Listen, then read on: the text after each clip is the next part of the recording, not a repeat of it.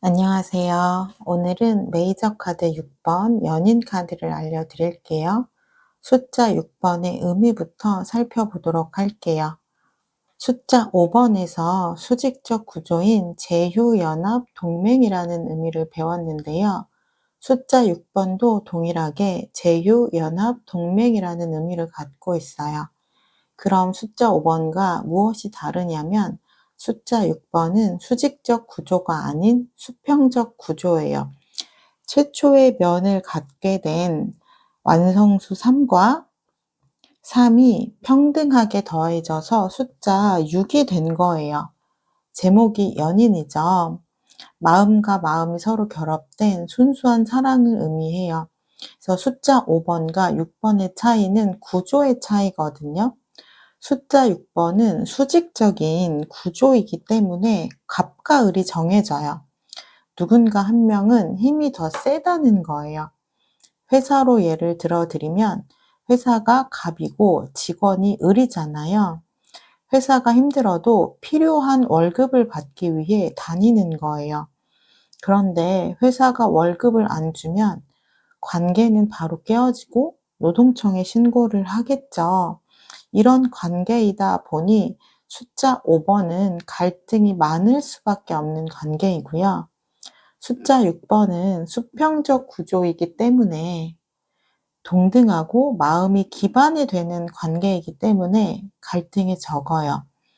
회사로 예를 들어 드리자면 협업을 했을 때도 서로 마음이 잘 맞아서 협력을 잘 하는 관계가 되는 거예요. 만약 해결해야 되는 난간에 부딪히더라도 서로 으쌰으쌰 하면서 돌파구를 찾아 나가는 거예요. 이런 관계여서 숫자 6번은 갈등이 적은 관계일 수밖에 없는 거예요. 연인 카드에서 보이는 상징적인 이미지들을 살펴보도록 할게요. 웨이트 타로 카드는 기독교 신비주의를 바탕으로 만들어졌기 때문에 종교적 사상을 많이 담고 있어요. 연인 카드 이미지도 에덴 동산에 있는 아담과 이브예요. 실오라기 하나 걸치지 않은 나체의 모습인데요. 타로 카드에서는 나체의 모습은 아이처럼 순수한 상태를 의미해요. 무언가를 감추지 않고 자신의 마음이나 감정을 다 드러낸다는 의미인데요. 아담과 이브 모두 옷을 벗고 있죠. 그래서 마음과 마음이 순수하게 교류하는 관계라고 해석을 하는 거예요. 이브의 뒤편으로 보시면 금단의 열매와 뱀이 보이는데요. 아직은 금단의 열매를 먹기 전, 유혹에 넘어가기 전 장면이 묘사가 된 거예요. 금단의 열매는 인간의 욕구, 욕망, 쾌락을 의미하는데요. 유혹에 넘어가게 되면 15번 악마 카드가 되는 거예요. 타로 카드는 숫자끼리 연관성을 갖고 있어요.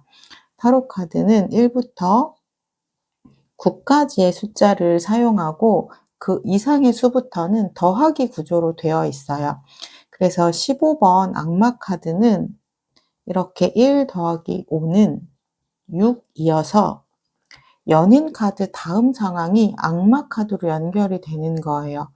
같은 숫자로 되어 있는 카드들은 연관성을 갖고 있어서 비교해서 같이 공부하시면 좋아요. 연인 카드는 금단의 열매를 먹기 전 순수한 상태이잖아요. 그래서 순수한 마음의 결합이고요.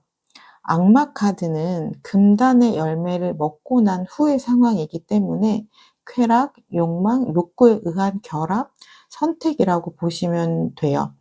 나중에 악마 카드를 배울 때 자세히 설명을 드리겠지만 이렇게 보시면 스스로 쇠사슬에 묶여 있는 거예요. 그리고 아담과 이브의 뒤로 보라색 옷을 입고 있는 붉은 날개의 천사가 보이는데요.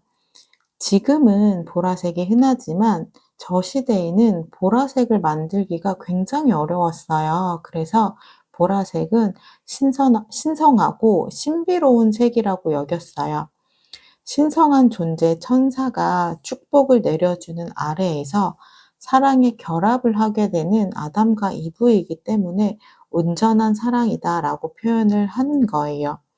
그리고 보시면 태양이 크게 비추고 있는데 반만 보이고 있죠. 나머지 반은 앞으로 만들어 가야 하는 것을 의미해요. 온전한 사랑이 시작이 되었지만 지켜내는 것은 앞으로 아담과 이브의 몫이다라고 이야기를 하는 거예요.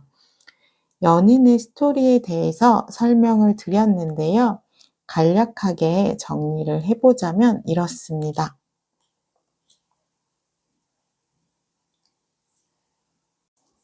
리딩과 연결하면 어떻게 해석이 되는지 보여드릴게요.